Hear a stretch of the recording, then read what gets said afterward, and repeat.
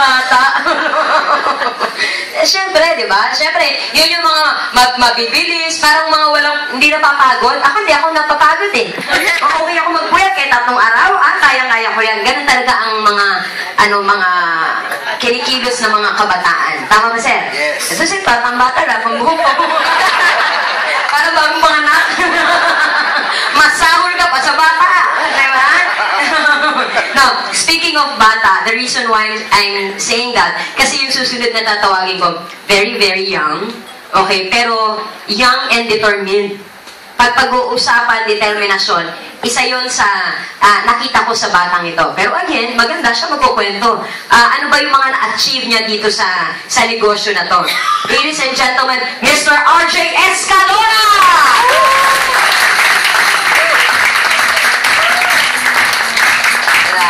Parang si Barb. Morning! Good morning! Kanina po sa likod, grabe. Sabi ko sa kanila, Sir Ricky, ang bigat naman na sinundan ko. Presidente ng company, so yung momentum. So kailangan i-sustain, di ba? So introduce ko po muna yung sarili ko. My name is RJ Escalona from Marikina. Na ito, magkikwento, mag-share to inspire you, mga business partners po namin dito sa FIR and iFIR, na lahat na nasabi na ni Sir Tom eh. Pero ito, yung i-share ko, personal, na nangyari sa amin. Binilinan kami, mga speakers, o mag-share na yung past, present, and future na yung i-share natin. So, ang nangyari sa buhay-buhay namin, o buhay ko, nag-aral kami, kasama ko po yung isa ko ditong classmate ng college. Ang course namin is Instrumentation Control Technology. So, kala ko, it's all about instrument. Yung pala, technician kami, robotics in short, para madaling nyo ma-imagine. Dapat nagbubuting-ting kami ng mga robot. Papunta dapat ng Malaysia tong kaibigan ko. Kaso, nung nag-aral kami sa UP, nag-franchise muna mother ko, 120 boxes nasa bahay. Ang dami. So, hindi namin alam, may business pala siya. Maganda lang yung product. First muna, kwento ko lang. Pinainom sa aso, binigay sa kamag-anak. In short, hindi namin ginawa yung business. Nag-franchise lang siya. Worth 60,000. Hindi alam ng tatay ko. Pag-uwi, nagulat ba't ang daming vitamin C. Ito ngayon, parang nag-ano lang po, sinubukan lang. Nagdala ko 6 na box. Pagpunta ko sa school, nilapag ko sa mesa, walang sales stock, binili. Bakit? Kasi nga yung credibility ng product nandun na. Kaya lahat ng sinabi ni Sir Tom, sangayon tayo doon. Walang sales stock, binili. In just 5 minutes, kumita ko 1.5. Pag uwi ko, hindi madali. Simple lang pala yung negosyo ng Fernsey. So doon na nagsimula, na nag-isip ako, mas masarap yung magbenta. Ito ngayon, OJT kami, dito sa may Mega Plaza. Na ina-expect ko, yung tinuro sa amin na magbuting-ting ng mga robot, yun ang magiging OJT ko. Ito na. Good news, RJ, pwedeng pakilinisan mo yan. RJ, pakideliver mo naman tong calendar. Calendar dito na napakarami, electric fan dito, i-deliver sa lugar na hindi ko alam. Sakay ako ng MRT, pagbalik ko, jump up, pawis, naulanan. Pag uwi ko, ma'am, okay na po, salamat. Ano mararamdaman nyo pag ganun? Masaya ba? So, inobserbahan ko yung mga kasabay ko sa MRT, sa bus, mga empleyado. Okay, ganun din mindsetting ko dati. Papasok bilang employee. Kasi nga, di ba, pag ang tinuturo sa school, mag-aral ka mabuti para makakuha ng magandang trabaho. Hindi ko pa alam yung kay Robert Kiyosaki na yun nga, meron siyang rich dad. So ngayon, dun sa experience ko, na-benta ko yung product na wala namang sales stock, na dun ko naman naramdaman yung saya. Na dun na-top yung pagiging entrepreneur. Dun sa Marikina, naghanap kami ng tatay ko agad ng isang maliit na office. Sabi ko, pagmukain nating office.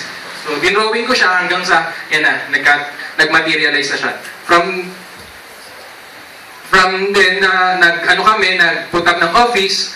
Doon na, nag-present hanggang sa, kunti-unti, yun pala, nagiging salesperson na ako, at kunti-unti, nagiging networker na hindi ko naman talaga yun alam. Ang alam ko lang magbenta. So, eto Giselle. Eto yung ibang mga grupo, wala po ko sa linya nila. Na kami, talagang ina-admire namin ang grupong Giselle. Kasi, doon sa 360 millionaires na binanggit ni Sir Tob, karamihan doon Giselle. Naniniwala kayo doon? Yes! And ano grupo ba natin ngayon?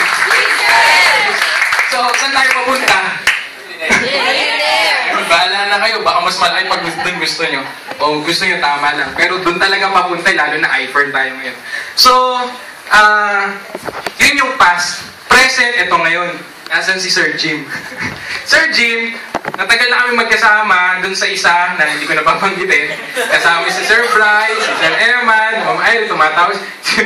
Yan, kasama din namin na marami din kami natutunan. Pero ngayon, ito, nag-decide kami na maging Giselle kami. At yun talaga ang isa sa dream namin. Okay? Proud ba kayo maging Giselle? Yes! Proud ba kayo maging member ng iFern? Yes! So, ito na. Bumibili kami buong pamilya. Tatay ko, mama ko, kapatid ko. Ng Fern silang. Walang kaplano-planong mag-iFern. Katabi ko si Ma'am Cheryl sa airplane. Papuntang Malaysia. Sabi niya, RJ, di ba hindi ka naman downline ni ano?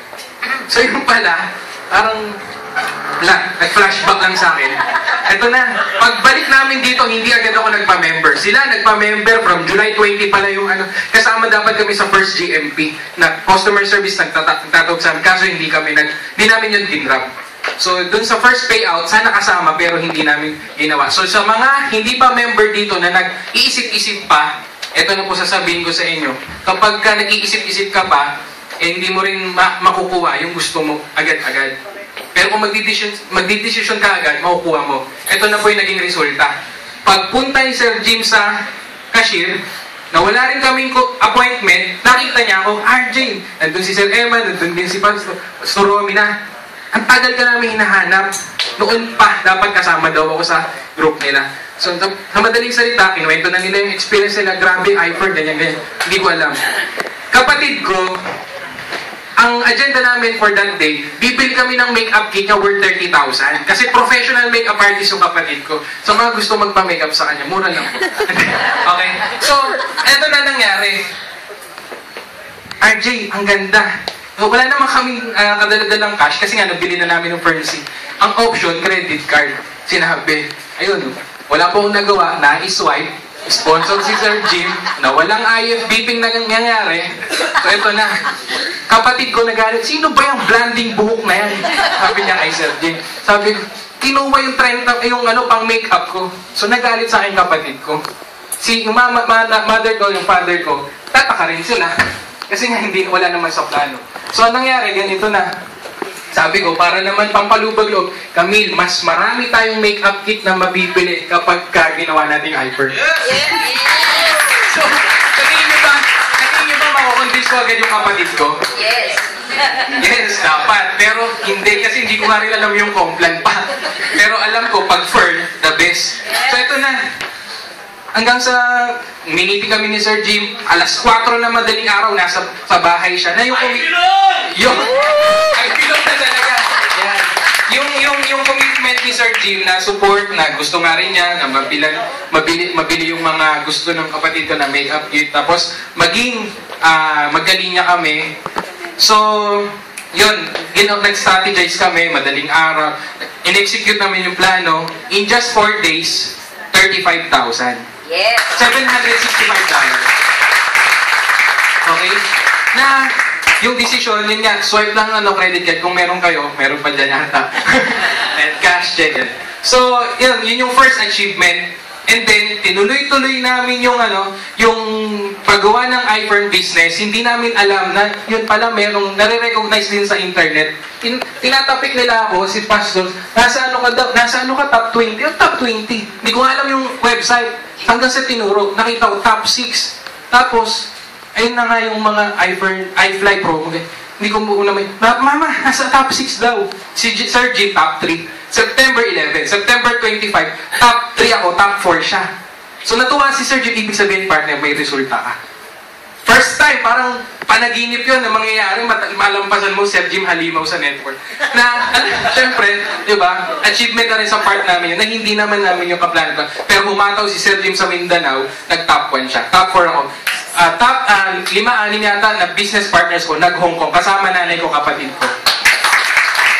Tapos, may 108,000 na sabi ko, first time ko lahat, etong pagtayo ko sa stage na to, na nakikipag-usap sa mga core, sa mga business partners, first time ko rin po itong na-experience, na sana po nakaka-inspire sa inyo kahit papaano, na marayo po talaga mararating natin. Huwag lang kayong bibitaw, kasi nagsisimula pa lang tayo. Okay? Hindi lang po sa amin mangyayari to sa inyo rin. Tuloy-tuloy niyo lang po. Okay? So, ayan po. Ayun, kanina, pinicture na namin. Dati kasi ang dala namin, multicab, nakakaya pag pinarado mo dyan, nasa mezzanine ka, kita mo yung pintura ng multicab na sira-sira. Tapos yung Toyota GLI namin na 19 kopong-kopong. So, yun yung ginamit namin pang-servicean mga networks namin or business partners namin na nag-join. Pagkadating nila dito, medyo pawis kasi hindi aircon. So, ito na po, yung Suzuki APV Gold, may kakalabas lang itong December. So, in just 4 months or 5 months, may resulta na po talaga sa iPhone. Ito po, dinidedicate namin sa group. Yan. So, isa pa lang yan, sabi ko nga dun sa Facebook, meron pang susunod. Kasi may iDrive pa. Okay? So, ayan, gusto ko lang din share kasi may 4 na monitor sa loob. Nakakatuwa, sinaksa ko yung CD ni Sir Bib. Pay in agad eh. Pag sinalpak mo yung DVD, ito yung business namin, parang ihahatid mo na lang siya sa cashier, magbabayad premium. Kasi nga may 4 na monitor, mapapanood niya na. So, grabe po yung experience na gusto rin namin, or ng GCell, na may experience natin lahat. So, sana po na-inspire kayo. Thank you very much po and good morning. Yes, thank you very much. RJ Escalona, palakpakan po natin sa RJ Escalona. Yes, nakaka-inspire, lalong-lalo na sa mga katulad niya na bata. Okay, na we will move forward dun sa ating mga goals this year. Okay? So, this time, eto naman